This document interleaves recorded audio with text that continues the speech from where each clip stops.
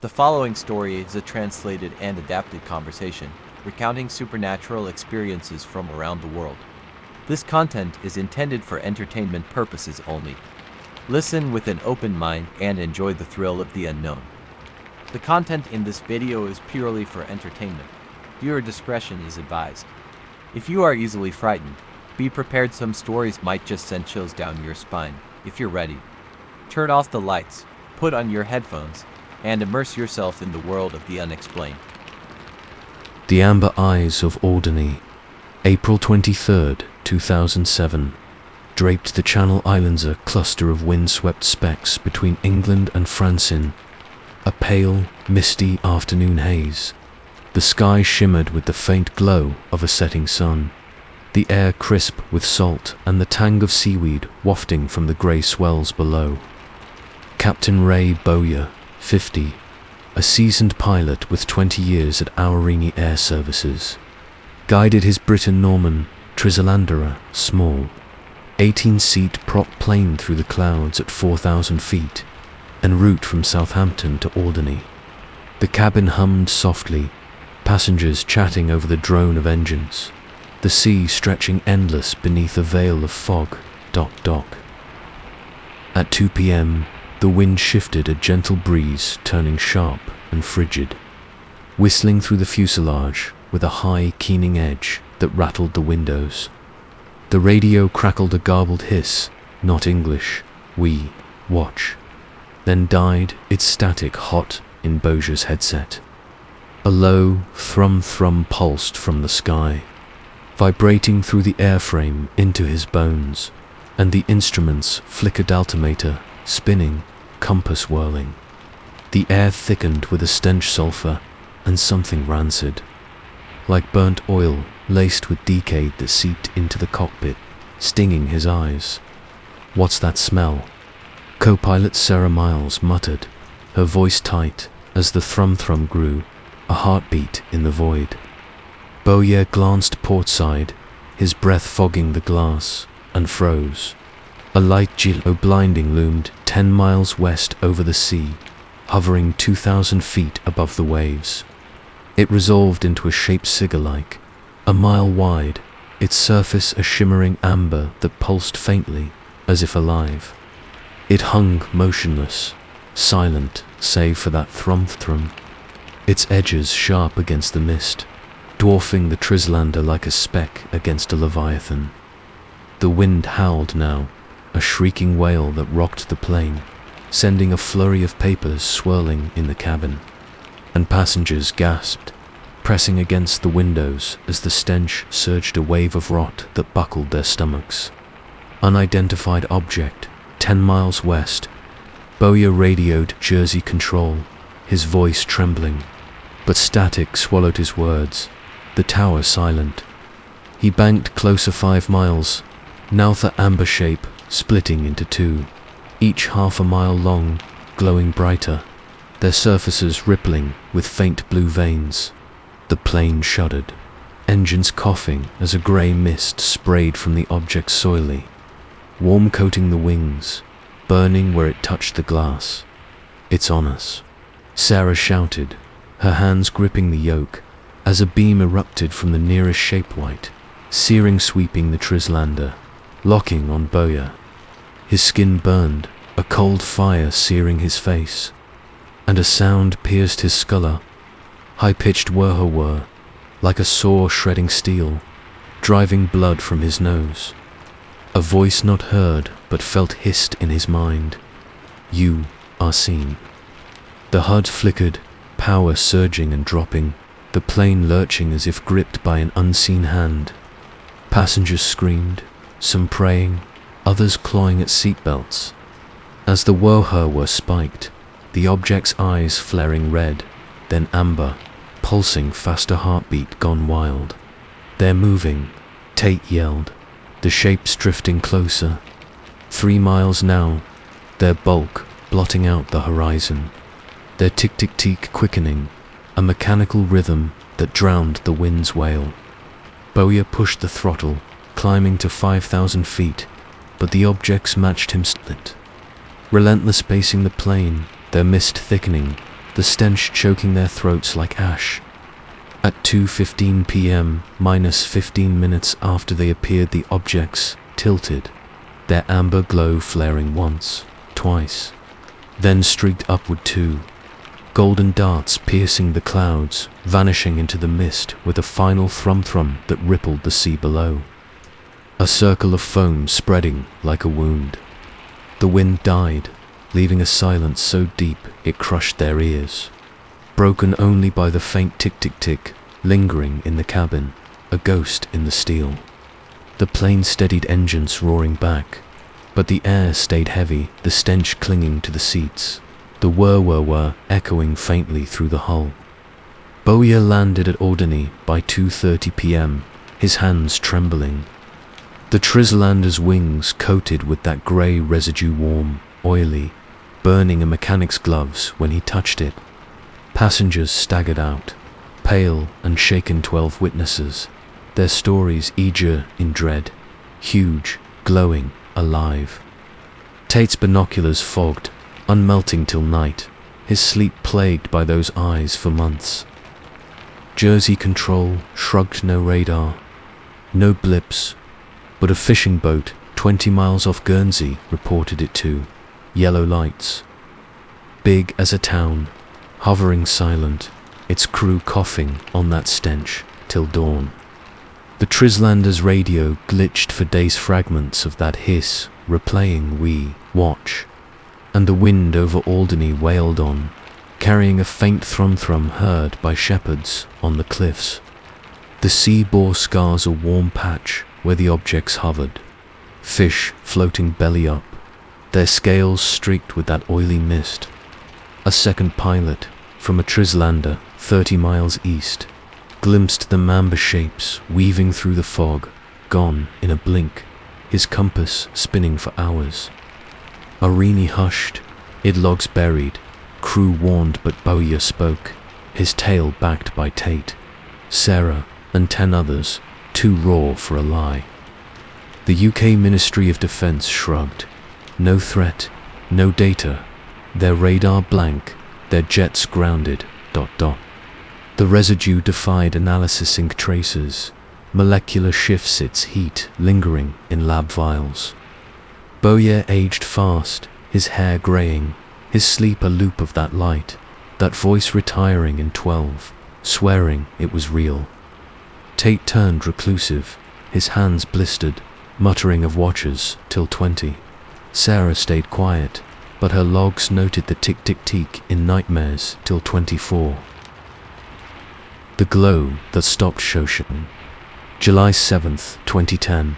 Draped Hangzhou, a bustling city in eastern China, in a humid, oppressive dusk. The sky hung low with a thick, grey haze. The air heavy with the scent of wet pavement and jasmine from nearby gardens. As Shaoshan International Airport thrummed with its usual chaos jets, roaring, baggage carts rattling, voices echoing through terminals.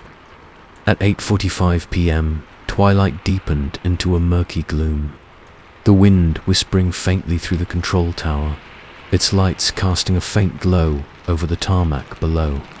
Air traffic controller Leeway, 34, a wiry man with a steady hand and a decade at the scopes, sat in the tower, his eyes tracing the radar screen planes in orderly blips, a routine night.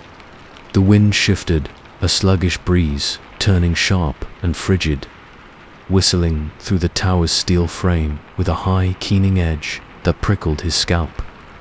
The radar flickered, a single blip solid, untransponded, peering 5 miles east, hovering 3,000 feet above the runway. Unidentified, Lee muttered, adjusting his headset, but the air thickened with a stenchous zone and something rancid, like burnt wires laced with sulfur that seeped into the room, stinging his eyes. A low thrum-thrum-thrum pulsed from the sky, vibrating through the tower's glass, rattling his coffee mug, and the radio crackled a garbled hiss.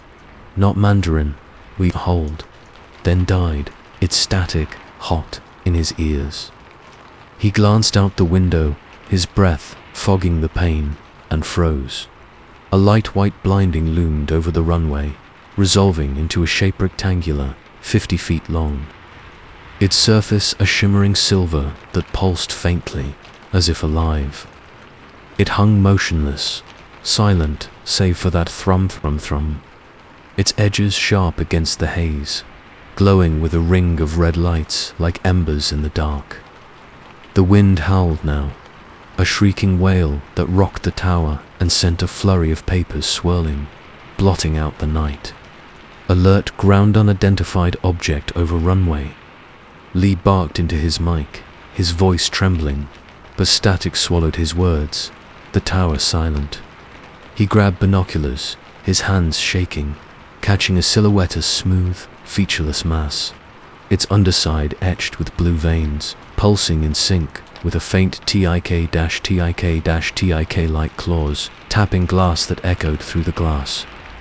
"It's no plane," Technician Jong Mei, 28, rasped beside him. Her scope blank, no blip. No, yet the object loomed, visible to the naked eye, taunting their tech. The stench surged a wave of decay that buckled their knees, and the thrum grew louder, shaking the tower, rattling the runway lights below. A beam erupted from the object white, searing, sweeping the tarmac, locking on a parked Airbus A320.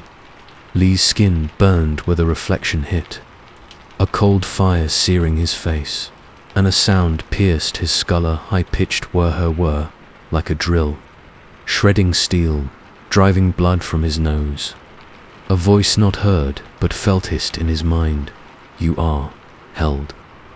The Airbus's engines coughed, power surging and dying, its cabin lights winking out, passengers screaming faintly through the haze. Ground crew scattered, dozens of witnesses, pilots, loaders.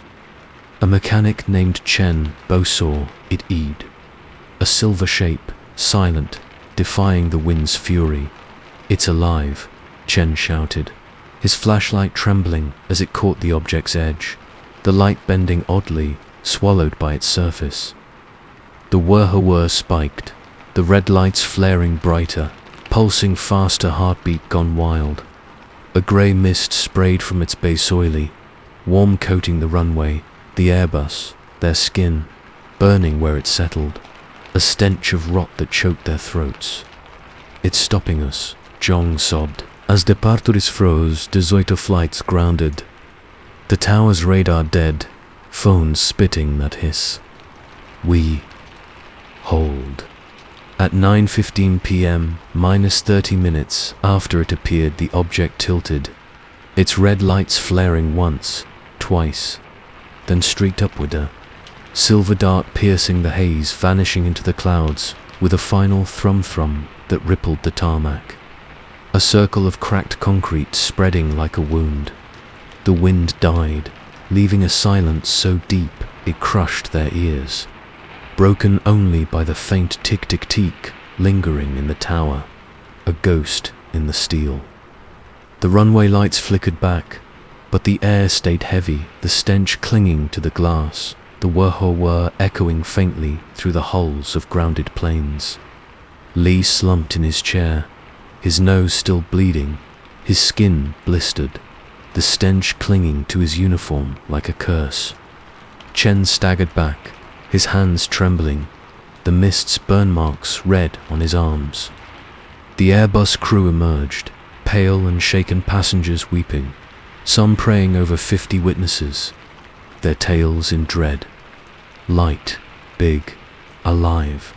The tarmac bore scars, a warm patch under the runway, a grey residue on the Airbus's wings defying the chill, burning a loader's gloves when he touched it. Radios glitched for hours, fragments of that hiss, replaying "You are held." And the wind over Shaoshan wailed on, carrying a faint thrum heard by night crews across the field. A departing flight, China Eastern 559, reported a silver shape streaking past at 20,000 feet, its cabin buzzing with that thrum for seconds before silence. Beijing hushed its state media, called it unknown, logs buried but videos leaked. A glowing rectangle, stark against the haze, a crack in the silence. The lights that stalked Stephenville, January 8th, 2008, cloaked the sprawling plains of Stephenville. Texas, a quiet ranching town 100 miles southwest of Dallas, in a crisp, starlit chill. The air hung heavy with the scent of dry grass and cattle musk. The night settling over the flatlands with a stillness that pressed against the ears. At 6 p.m., dusk faded into a deep, moonless black, the wind whispering faintly through the mesquite trees lining Highway 377.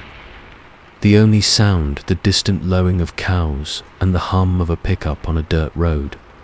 Steve Allen, 50, a wiry pilot and freight company owner, stood in his backyard near Selden, a hamlet 10 miles south of Stephenville, sipping a beer with friends Ricky Sorrells, a 37-year-old machinist, and Mike Odom, 42, a ranch hand.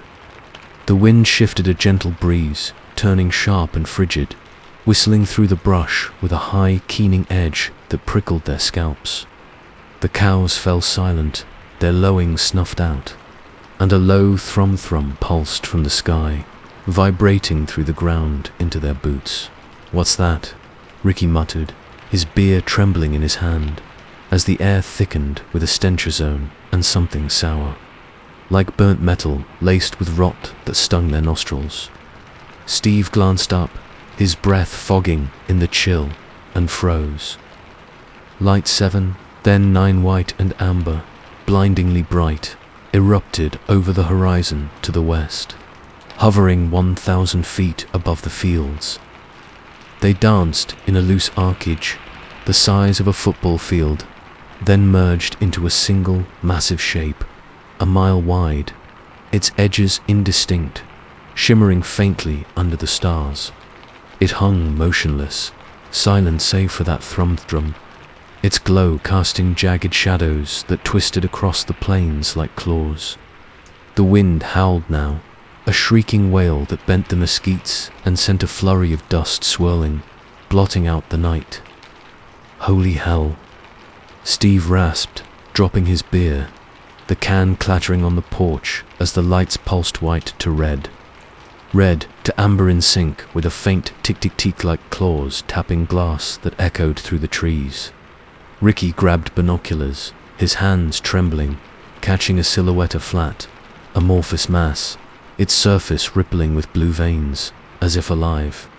"It's no plane," Mike croaked, his voice tight as the shape shifted, splitting again into 9 lights, darting east at impossible speed, 500 miles per hour, then halting, hovering over Stephenville proper, taunting the dark.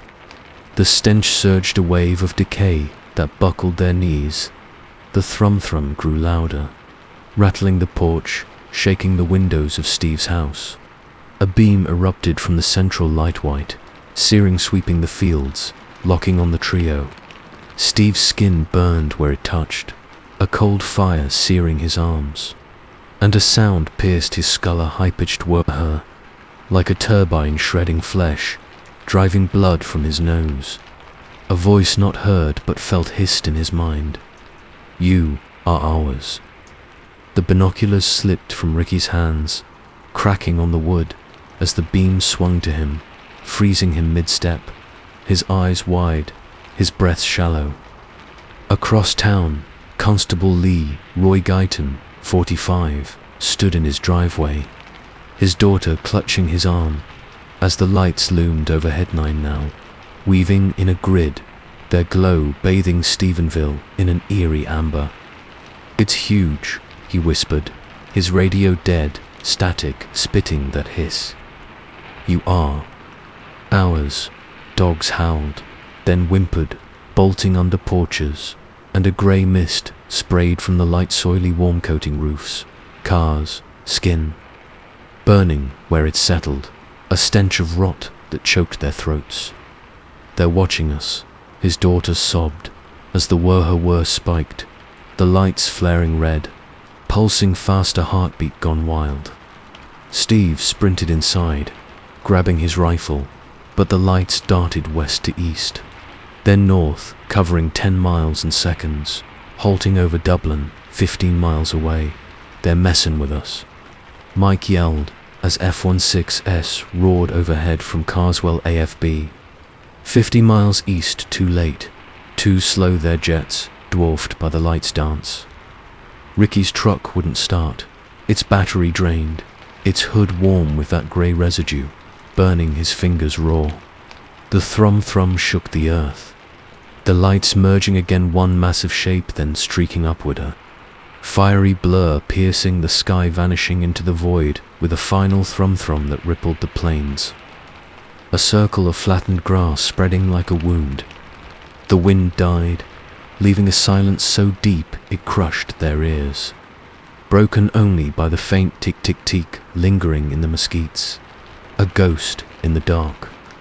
Steve slumped on the porch, his nose still bleeding, his skin blistered, the stench clinging to his clothes like a curse. Guyton radioed in Stephenville PD, patched to Aroth County Sheriff, over 40 witnesses. From truckers to cops, their tales ejit in dread. Lights, big, alive. Dublin's fields bore scars, warm patches. A grey film on fences' cows, refusing to graze, their hides streaked with that oily mist. A farmer near Granbury, 30 miles off, glimpsed them, two lights weaving over his silo, silent and swift, the air heavy with that stench till dawn. The F-16s circled, their pilots tight-lipped Pentagon later admitting training ops, no match for the speed, the size. Stephenville's wind wailed and a faint whir heard by ranchers miles off, a pulse in the night. The Air Force shrugged Carswell logs blank. Radar glitched, but witnesses stood firm. Steve's photos, blurry but stark. Lights, shapes, a presence. The residue defied lab sync tracers. Molecular shifts, its heat lingering in vials. Steve aged fast, his hair graying, his sleep a loop of that light, that voice selling his business in 12, swearing it was real. Ricky turned reclusive, his hands blistered, muttering of stalkers till 18. Guyton retired, his daughter plagued by nightmares, whispering of eyes till 22. The silent disc over O'Hare. November 7th, 2006, cast a dull, overcast pall over Chicago, Illinois. The sky a leaden grey, pressing down on O'Hare International Airport, one of the busiest hubs in the world. The air buzzed with the roar of jet engines, the tank of kerosene mingling with the chill of late autumn. As planes taxied across the tarmac and passengers shuffled through terminals. At 4:30 p.m., dusk crept in, the light fading into a bruised twilight. The wind whispering faintly through the concrete sprawl, rattling chain-link fences along Concourse C. Ramp agent Maria Torres, 29, a wiry woman with sharp eyes and a decade on the job, stood near gate C-17, clipboard in hand, guiding a United Airlines 737 to its bay. The wind shifted, a sluggish breeze, turning sharp and icy, whistling through the jet bridges with a high, keening edge that prickled her scalp. The airport's hum dimmed, chatter of radios, the rumble of baggage carts fading into an unnatural hush, broken only by a low thrum from pulsing from above, vibrating through the tarmac into her boots. Her radio crackled a garbled hiss, not English, we see, then died, its static hot in her hand. She glanced up, her breath fogging in the chill, and froze. A disc metallic grey, 30 feet wide, hovered 500 feet above the gate, its surface smooth as polished steel, swallowing the grey light. It hung motionless, silent, save for that thrum, its edges sharp, rimmed with faint, pulsing red lights like embers in the gloom. The air thickened with a stench ozone and something rancid. like burnt rubber laced with sulfur that seeped into her lungs, stinging her eyes. The wind howled now, a shrieking wail that bent antennas and sent a flurry of papers swirling across the tarmac, blotting out the sky. "What the hell is that?" shouted Tom Carter, a mechanic beside her, his wrench clattering to the ground as he stared, his face pale. The disc tilted slightly, revealing an underside etched with spiraling lines, glowing faintly blue as if alive. Passengers at the gate pressed against the glass, their gasps muffled, while pilots in a nearby cockpit flight 446 to Charlotte radioed the tower. Unidentified object, stationary, directly above us. The thrum-thrum grew louder, rattling the 737's wings, and the stench surged a wave of rot that buckled their knees.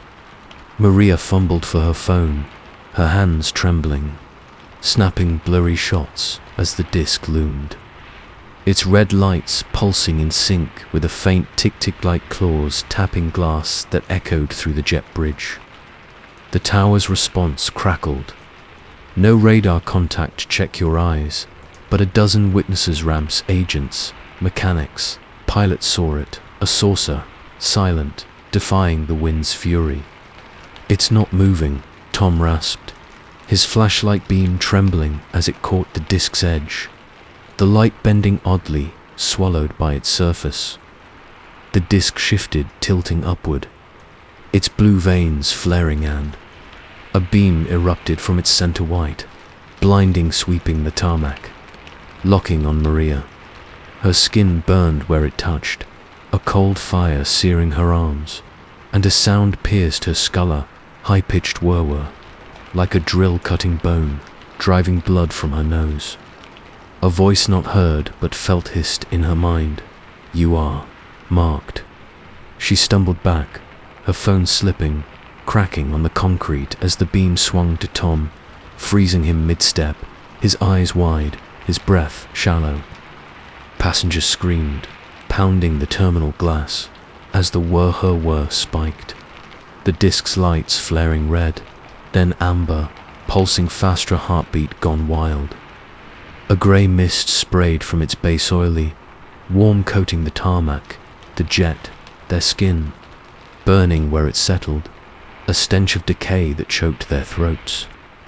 "It's alive," a pilot yelled over the radio, his voice breaking as the 737's engines coughed, power surging and dying, its lights winking out.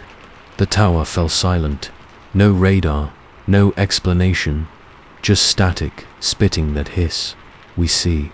At 4:37 p.m., 7 minutes after it appeared, the disc tilted sharply, its red lights flaring once, twice, then streaked upward, a grey dart piercing the clouds, punching a perfect hole through the overcast, a vortex of mist swirling in its wake. The thrum-thrum faded, leaving a silence so deep it crushed their ears, broken only by the faint tick-tick-tick lingering in the wind, a ghost in the concrete jungle. The hole closed slowly, the sky sealing itself, but the stench remained sulfur and rot, a stain in the air. Maria collapsed against a baggage cart, her skin blistered, her nose dripping blood. Her phone's screen cracked but holding the image, a saucer stark against the grey. Tom slumped, his hands trembling, the mist's burn marks red on his neck. The 737's crew staggered out, their faces pale, reporting electrical failure, no cause. Passengers wept, some praying, others snapping photos through shattered nerves, dozens of witnesses, their stories eager in dread. The tarmac bore scars, a warm patch under C-17, a grey residue clinging to the jet's wings, defying the cold, burning a mechanic's gloves when he touched it.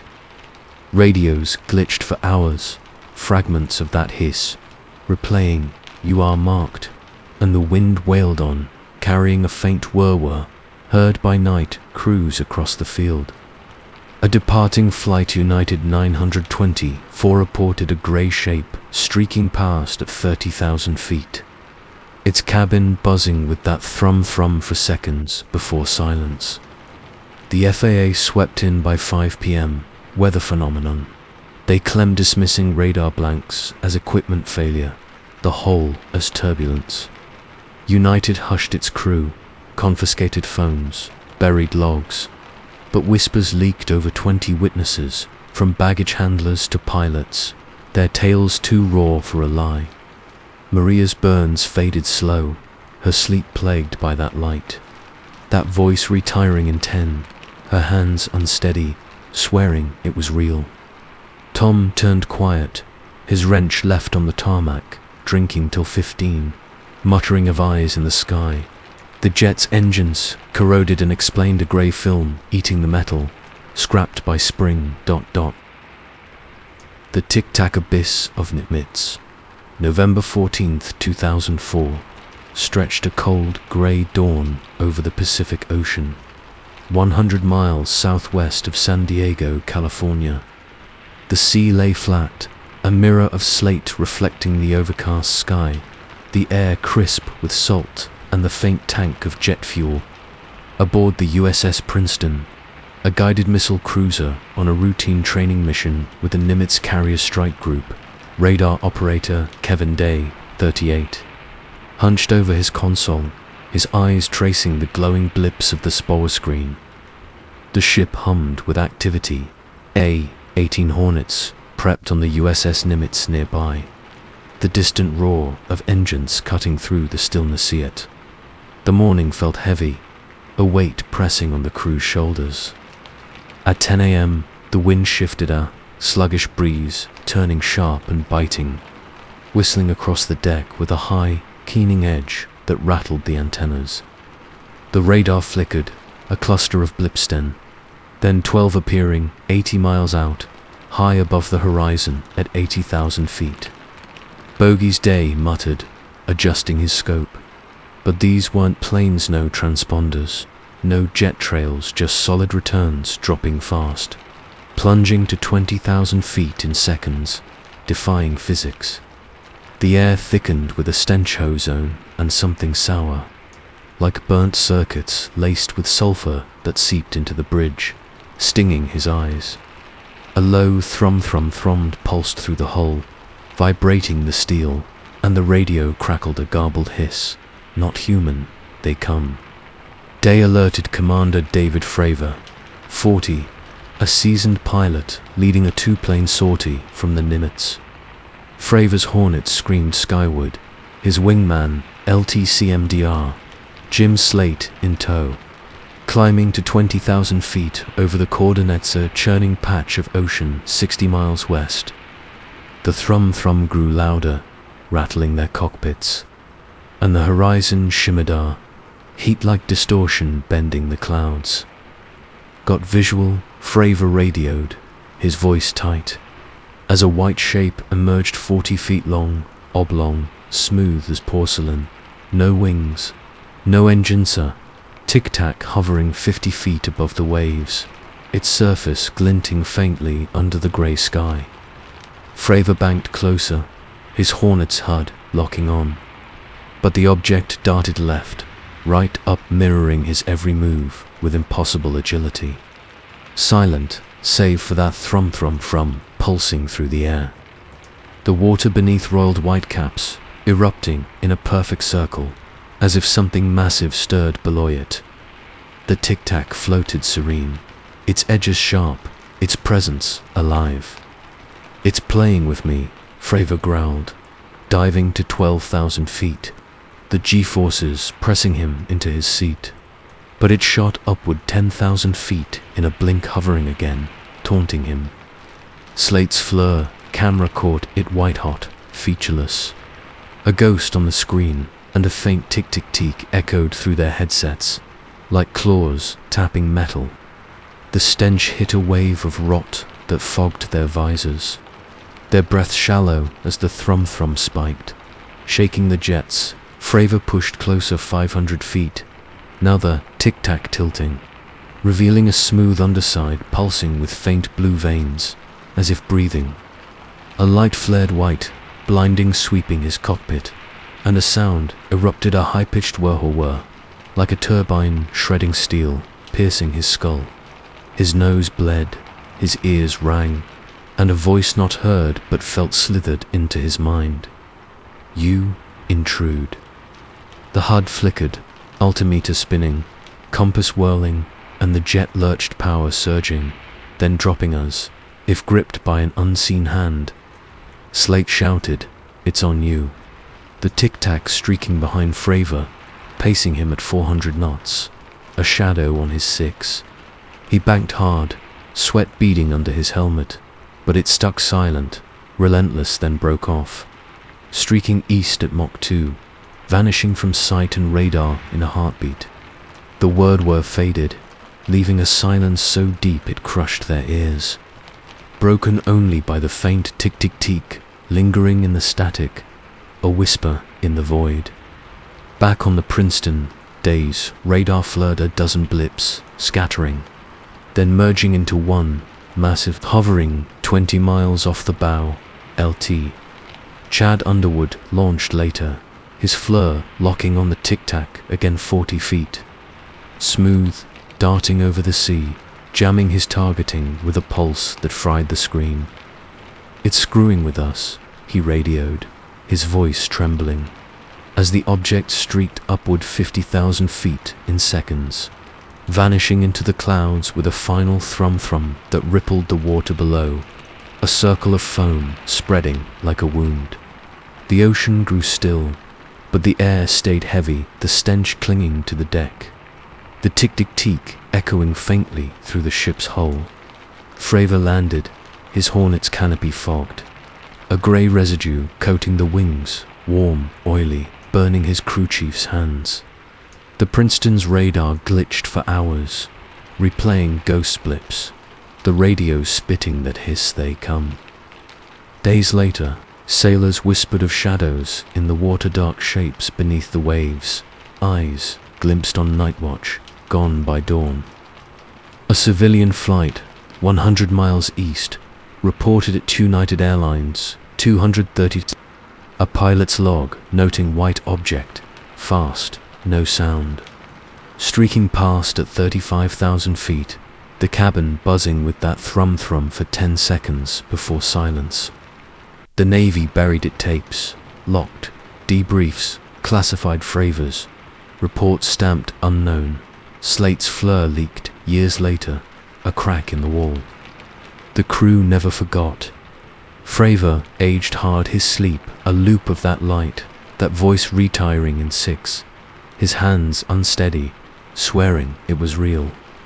Day turned reclusive, haunted by those blips, dying in 19, muttering about watchers.